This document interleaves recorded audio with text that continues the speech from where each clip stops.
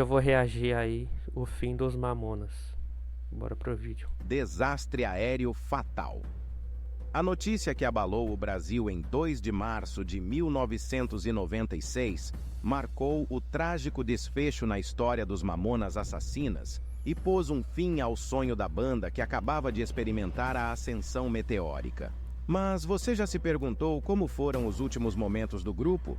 Agora vamos relembrar o último dia da banda que marcou uma geração e o acidente que deixou um vazio no coração de milhares de fãs em todo o país. Descubra como foram os instantes finais dos Mamonas Assassinas. Os Garotos de Guarulhos, como ficaram conhecidos, começaram a jornada musical no final dos anos 80, quando formaram a banda Utopia, originalmente composta por Alberto Inoto e pelos irmãos Sérgio e Samuel Reoli. No ano seguinte, Dinho e Júlio Hazek se juntaram à banda, que explorava uma abordagem musical mais conceitual e técnica. Seu som era complexo e pesado, e suas letras falavam sobre temas profundos e filosóficos, o oposto do ato musical, que anos mais tarde se tornaria um dos maiores fenômenos da cultura popular brasileira. Em 1992, eles chegaram a lançar um disco sob a supervisão do produtor Rick Bonadio, mas o álbum foi um fracasso de vendas. Apesar disso, a banda seguia se apresentando pelas boates paulistas. Já em 1994, o Utopia passou por uma fase de reformulação na sonoridade e no tom das canções, dessa vez adotando uma veia cômica e misturando diversos estilos musicais brasileiros com os pesados riffs de rock and roll. Depois de algumas sugestões dadas pelos próprios músicos, o Utopia passou a adotar o nome Mamonas Assassinas.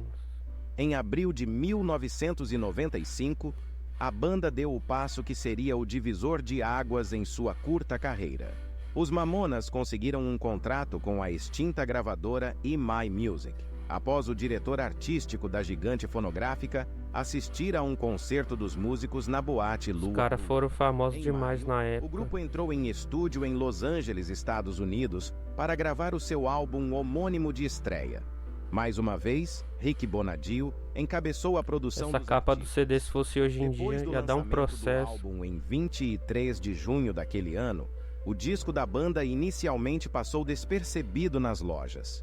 No entanto, tudo mudou no dia seguinte, quando a música Vira Vira foi tocada na 89 FM, a Rádio Rock, gerando grande repercussão midiática para o álbum, que vendeu mais de 3 milhões de cópias e acabou se tornando o disco de estreia mais vendido no Brasil.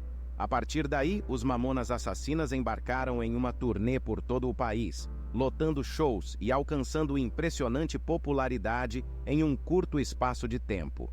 Ao passo que o sucesso crescia, eles passaram a figurar como atração principal nos programas de maior era engraçado demais, TV aberta na época, cantando os sucessos Vira Vira, Robocop Gay, Pelados em Santos, Jumento Celestino e outras canções do disco.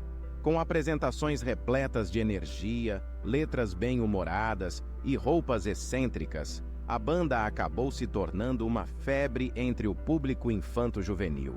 Durante os meses seguintes, os músicos se apresentavam até a exaustão e chegavam a realizar mais de 4 shows por dia. O sucesso era tão avassalador que as fronteiras do Brasil pareciam ficar pequenas diante do fenômeno Mamonas Assassinas. E em breve eles partiriam para Portugal, onde gravariam um segundo disco e dariam início a uma turnê internacional. No sábado, 2 de março de 1996, o Quinteto de Guarulhos viajou até Brasília para o último show da turnê em terras brasileiras. Relatos de profissionais que faziam parte da equipe dos músicos dão conta de que os rapazes pareciam cansados, apreensivos e com baixo astral. Mas devido ao profissionalismo, estavam dispostos a dar o melhor naquele show que encerraria uma exaustiva turnê que percorreu todo o território brasileiro.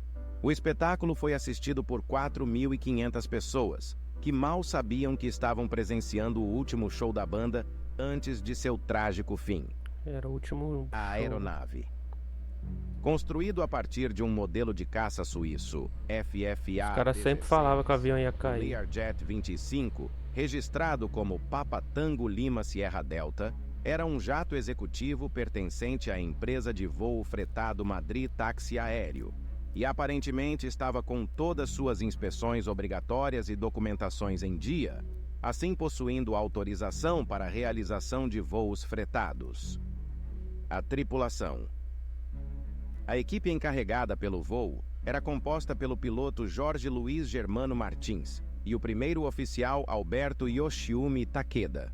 Apesar de liderar os aspectos comerciais da Madrid Táxi Aéreo, o piloto Jorge Luiz Germano Martins ainda não havia concluído o treinamento necessário para operar o Learjet. De acordo com a investigação, o piloto e o primeiro oficial iniciaram as operações muito cedo naquele dia, mais precisamente às 6h40 da manhã. E no momento do acidente, a jornada de trabalho já havia ultrapassado 16 horas. Os caras estavam cansados demais. Recomendado por questões de segurança. Dito isso, é sabido que a tripulação já apresentava claros sinais de fadiga. Além dos pilotos e dos 5 integrantes da banda, também estavam a bordo o segurança Sérgio Saturnino e o técnico de apoio Isaac Souto. Após a apresentação em Brasília, eles partiram imediatamente para Guarulhos, de onde seguiriam viagem para Portugal. O voo e a colisão. A decolagem e o voo em altitude transcorrem sem problemas.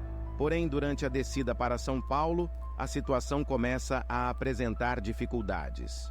Devido a um erro na aproximação, a primeira tentativa de aterrissagem na pista do aeroporto resulta em uma ação mal sucedida, forçando a aeronave a abortar a aproximação e fazer uma volta. O piloto então afirma ter visibilidade visual e solicita uma volta à esquerda, Só que ele vai pro lado errado. erroneamente aceito pela torre de controle. O equívoco leva a uma mudança de rota em direção à Serra da Cantareira. Em alta velocidade e com visibilidade comprometida por uma espessa neblina, a aeronave avança sobre as árvores e por volta das 11h15 choca-se contra a montanha. O impacto gera uma intensa nuvem de fumaça que é avistada por moradores da região. Imediatamente, a aeronave desaparece do radar. O Comando de Operações Especiais é chamado e uma equipe passa a madrugada toda em busca do avião. Devido à intensa neblina às 4h30 da manhã, os militares resolvem voltar para a base para formular um plano de resgate. Às 5h, o COI está de volta à Serra da Cantareira. E por volta das 6h da manhã de domingo, a aeronave é finalmente detectada devido ao cheiro de combustível. A névoa que cobre o local ainda é tão intensa que torna-se impossível observar o Learjet com precisão. Are you looking to elevate your vocals from sounding like this? As roupas listradas usadas pela banda durante seus shows foram Eu vi as encontradas fotos, na floresta. as fotos são muito 4 fortes. mochilas dos membros foram O recuperadas Dinho ficou sem a danos. cabeça. Uma jaqueta de Os couro cara ficou com o logo grudado do lá grupo nas foi árvores. Cê é encontrada louco. próxima ao painel da aeronave. O acidente abriu uma clareira de 200 metros na vegetação da Cantareira. No local do desastre, o corpo de bombeiros, os militares, a imprensa e os curiosos acompanharam de perto o resgate dos corpos. Ficou só os pedaços do corpo. A repercussão na imprensa. O trágico acidente que ceifou as vidas dos integrantes dos Mamonas Assassinas circulou intensamente na imprensa e entre o público, deixando uma cicatriz irreparável na história da música brasileira. A notícia chocante espalhou-se rapidamente pelos veículos de comunicação, ganhando destaque nos jornais, televisão, rádio e, posteriormente, na internet. A comoção foi imensa, gerando um sentimento coletivo de luto e consternação entre os fãs e o público em geral, naquele que, com toda certeza, foi um dos dias mais tristes que o Brasil já presenciou. Causas do acidente. O Centro de Investigação e Prevenção de Acidentes, CENIPA, classificou o acidente como uma colisão com o solo durante o voo controlado. Dentre as causas principais, foram apontadas a exaustão dos membros da tripulação após uma jornada prolongada de trabalho sem intervalo, Muito a tempo, né? atitude autoritária do piloto em contraste com a passividade do copiloto, a falta de sincronia nas comunicações entre a aeronave e o solo devido a uma fraseologia inadequada.